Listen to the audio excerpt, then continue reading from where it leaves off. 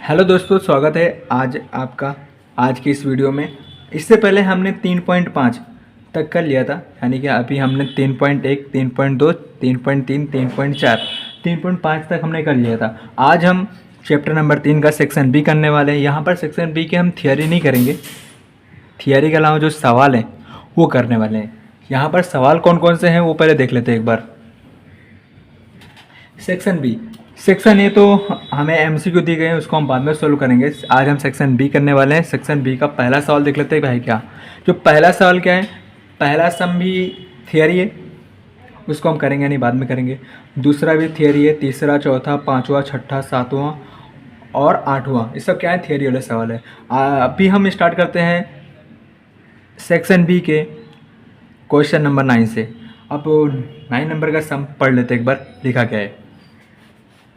9 number का सम क्या लिखा है, एक चल x का माध्य 9 है, 9 है। अब चल y बराबर x प्लस 4 का माध्य कितना होगा, यानी इस सवाल को हम सॉल्व करते हैं। तो सबसे पहले हम इसको नोटबुक में लिख लेते हैं।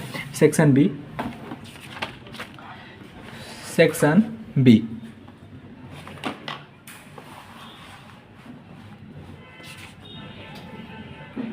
Section B question number 9। यहाँ पर हमें दिया है एक चल का माध्य, लिखते हैं यहाँ पर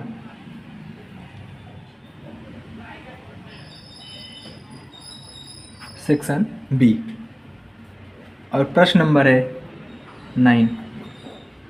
प्रश्न नंबर 9 यहाँ लिखा है एक चल x का माध्य 9 है और चल y बराबर x प्लस 4। यहाँ पर हमें दिया है x बार बराबर 9, और यहाँ पे जो चल दिया है यहाँ पर y बराबर x प्लस 4, और हमें यह बताना है कि यहाँ का माध्य कितना होगा, यानी y का माध्य कितना होगा। तो सबसे पहले ये पता करते हैं, यहाँ पे जो x बार है ना 9, तो यानी कि यहाँ पर x की वैल्यू भी कितनी है, 9 है। तो यहाँ पर जहाँ x है वहाँ पर रख देंगे 9 रख देंगे, और प्लस का प्लस रखेंगे, 4 का 4 रखेंगे। 9 जब 4 को जोड़ेंगे तो यहाँ हो जाएगा 13, और यहाँ पर आ जाएगा y की वैल्यू 13, और हमें यहाँ पर यही निकालना था। ये जो सेक्शन बी के सवाल है बहुत छोटे सवाल हैं, इसको हम शॉर्ट में ही करेंगे। अब जो हम सेक्शन सी आएगा, डी आएगा, ई आएगा, एफ आएगा, वो जो सवाल होते हैं थोड़ा बड़े होते हैं, उनको हम एकदम डिटेल में समझेंगे। ठीक, सेक्शन बी के ये 9 नंबर का सम था। अब हम सेक्शन बी का प्रश्न नंबर 10 की तरफ बढ़ते हैं। प्रश्न नंबर 10 क्या है उसको पढ़ते हैं पहले। प्रश्न नंबर 10 लिखा है, निम्नलिखित आवृत्ति वितरण का व्युष्टिक ज्ञात कीजिए। व्युष्टिक ज्ञात कीजिए, यानी हमें एकदम आसान तरीके से व्युष्टिक मतलब कि एमओ निकालना है। एमओ के सवाल हमने 3.4 या 3.3 में हमने किया था, या तो हम 3.5 में किए थे हमने, हाँ 3.5 में किया था हमने। इसीलिए अभी हम प्रश्न नंबर 10 लिखते हैं। प्रश्न नंबर 10, और सवाल है क्या उसको समझ लेते हैं पहले। यहाँ x दिया है, x बराबर है यहाँ पे 5, 10, 15, 20, 25, और यहाँ f बराबर दिया गया है 12, 48, 23, 10 और 2। ये हमें दिया गया है x और f।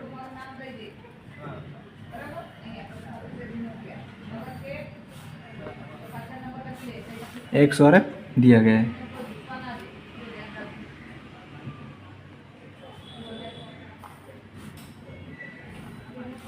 एक्स और दिया गया, और मुझे ये बताना है व्युष्टिक ज्ञात कीजिए, मतलब व्युष्टिक निकालना है। सबसे पहले देखते हैं एफ में सबसे बड़ा नंबर क्या है। एफ में सबसे बड़ा नंबर क्या है, 48, और एक्स में सबसे बड़ा नंबर क्या है, 10। तो ये देखते हैं कि जो सबसे व्युष्टिक में क्या होता है, जो व्युष्टिक का मतलब होता है बहुलक। अब जो सबसे बड़ा नंबर होता है ना, वही क्या होता है, हमारा व्युष्टिक होता है। तो इसमें सबसे बड़ा नंबर क्या है, 48, यानी कि एमओ बराबर मिल जाएगा हमें 48, यानी कि 48। अगर यहाँ पे मान लो सॉल्व करने वाला होता तो हम सॉल्व करते, लेकिन यहाँ पे सॉल्व करने वाला कुछ है नहीं, इसलिए हमने डायरेक्ट लिख दिया, और व्युष्टिक को निकालना आसान है। अब हम बढ़ते हैं प्रश्न नंबर 11 की तरफ। प्रश्न नंबर 11 क्या लिखा है यहाँ पे देखो, हमें माध्य दिया गया है।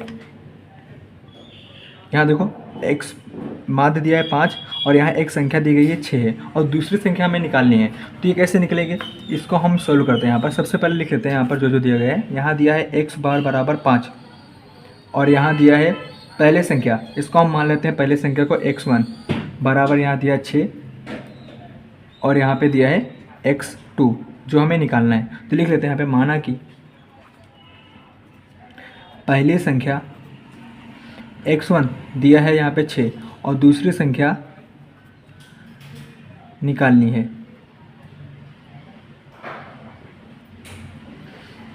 नहीं तो आप यहाँ पे ऐसे भी कर सकते हो कि माना कि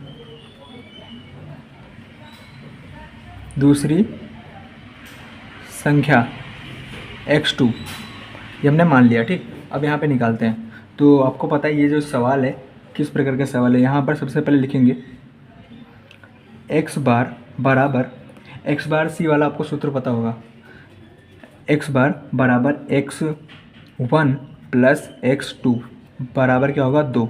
अब x बार बराबर यहाँ दिया है 5 तो यहाँ रखेंगे 5 और x1 दिया है यहाँ पे 6 प्लस का प्लस, x2 दिया यहाँ पर दिया ही नहीं गया है तो जैसा था वैसा का वैसा, 2 का 2। अब यहाँ देखो तिरछा गुणा कर सकते हैं, तिर्यक गुणा, 5 और 2 का गुणाकार 10, 6 का 6 प्लस x2,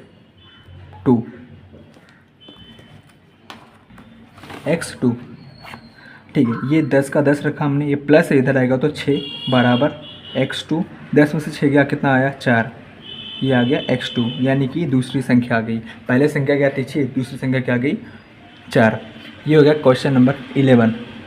अब प्रश्न नंबर 11 हो जाने के बाद हम प्रश्न नंबर 12 की तरफ बढ़ते हैं। अब प्रश्न नंबर 12 है क्या, प्रश्न नंबर 12 दिया है अवलोकन 15 4 7 15 4 7 20 2 7 13 का प्रथम चतुर्थक ज्ञात कीजिए। यानी हमें निकालना है यहाँ पर Q1 और यहाँ भी दिया गया है 15 4 7 22 7 13, यानी यहाँ हमें निकालना है प्रथम चतुर्थक यानी कि Q1 निकालना है। तो उसको लिख लेते हैं पहले तो।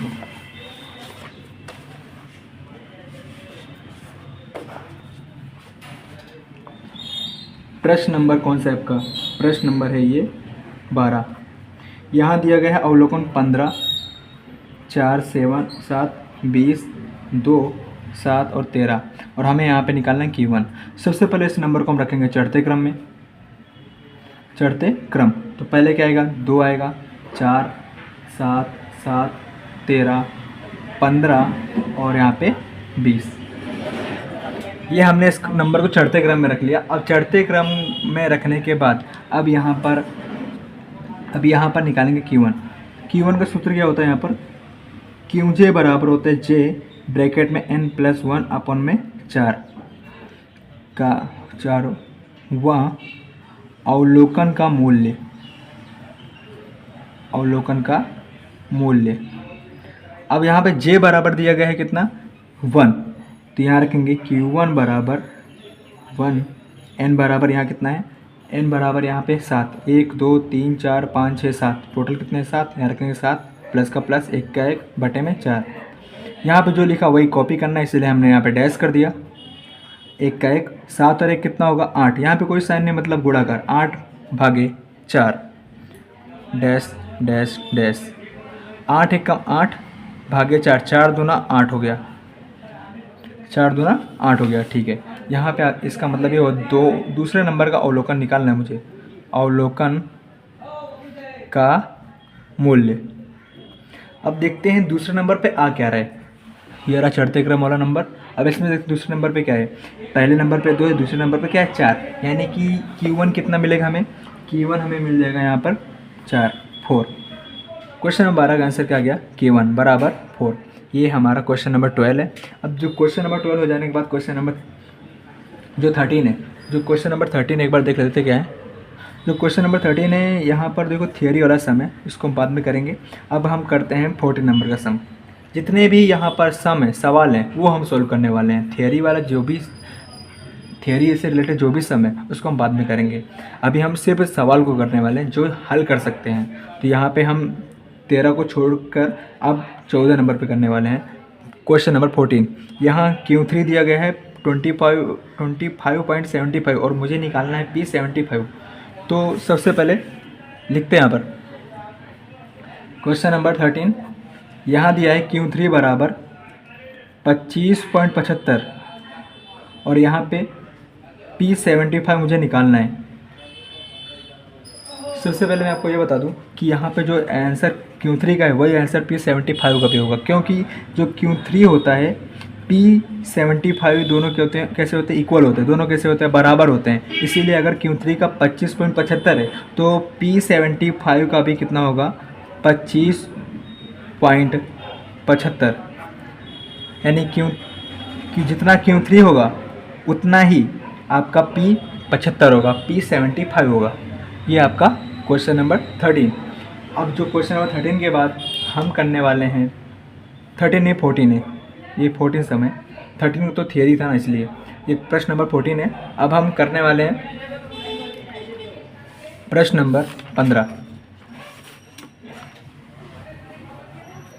ये रहा आपका प्रश्न नंबर 15। प्रश्न नंबर 15 क्या बोला है, पढ़ते हैं यहाँ पर।